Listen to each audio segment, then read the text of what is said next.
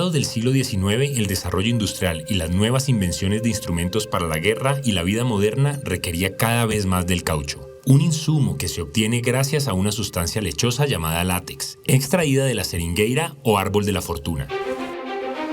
Por eso entre 1879 y 1945, los indígenas del Amazonas en países como Perú, Brasil y Colombia vivieron los horrores de la esclavitud a manos de una industria masiva que se enriqueció con su extracción y comercialización.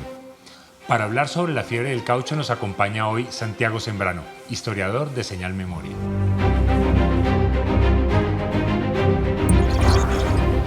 Hola Santiago, bienvenido a Historias de la Contingencia. Hola Lucho, ¿qué más? Todo bien, todo bien. Feliz de estar de vuelta. Bueno, para ponerme en contexto, Santiago, cuéntame cuál es la relación entre la fiebre del caucho, la civilización y la globalización del siglo XIX. Bueno Lucho, mira, en el siglo XIX el mundo se estaba expandiendo. Había nuevos mercados para países que se estaban desarrollando y había industrias como la automotriz que había surgido con mucha fuerza tras la revolución industrial que necesitaba, entre varias sustancias, caucho. El caucho era lo que potenciaba las llantas, los motores, y en Europa no se hacía en el Amazonas. Entonces el Amazonas surtía de caucho a Europa y a América, claro, a América del Norte.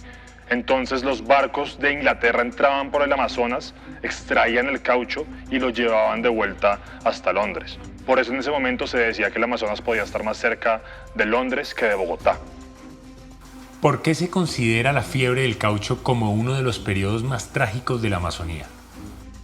Bueno, Lucho, acá sencillamente es que fue un genocidio en el que según las cuentas más conservadoras murieron entre 30.000 y 40.000 indígenas, pero si escuchamos a las comunidades podríamos hablar de 100.000 personas muertas durante la fiebre del caucho. Esto porque, bueno, no solo eran asesinatos, sino también trabajos forzados, torturas, todo tipo de enfermedades en condiciones hostiles que tras ser forzados a trabajar sin descanso, cobraban las vidas de las personas que trabajaban ahí. Tan es así que el gobierno de Reino Unido reconoció que era un genocidio y el presidente, cuando era presidente, Juan Manuel Santos, les pidió disculpas a las comunidades indígenas por todos los abusos que sufrieron en ese momento. Entonces sencillamente fue un genocidio. Bueno, ¿y en qué consistía el endeude durante la fiebre del caucho? Lucho, este es un buen punto porque muestra cómo funcionaba todo este sistema de forma muy perversa y muy particular.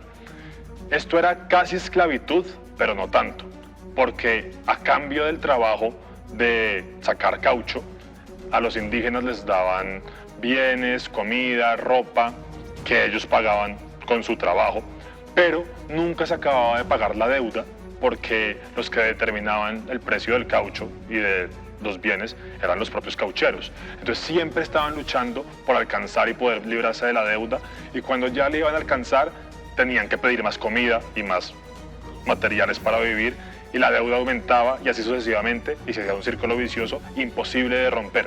Tan imposible que a veces la deuda era tan grande que se heredaba de generación en generación. Entonces no era solo una persona, sino que las familias enteras quedaban atrapadas intentando pagar la deuda. Santiago, se ha hablado mucho de la Casa de Arana o el paraíso del diablo. ¿Cuál es su importancia dentro de la fiebre del caucho? Lucho, hay que hablar de Julio César Arana, que era el principal cauchero a inicios del siglo XX, un hombre muy rico que puso la Casa Arana en La Chorrera, sobre el río Igará-Paraná, y este es uno de los escenarios de donde más hubo terror, masacres, torturas durante toda la fiebre del caucho.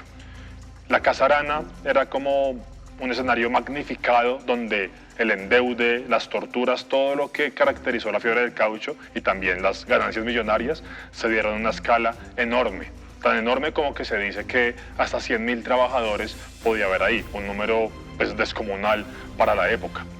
Bueno, Santiago, es un gusto poder conocer un poco de este periodo de nuestra historia a través tuyo. Muchas gracias. Bueno, no, Lucho, muchas gracias a ti por la invitación. Siempre es un placer hablar de esos temas contigo. No, a ti, Santiago, muchísimas gracias y es un gusto tenerte de nuevo en Historias de la Contingencia.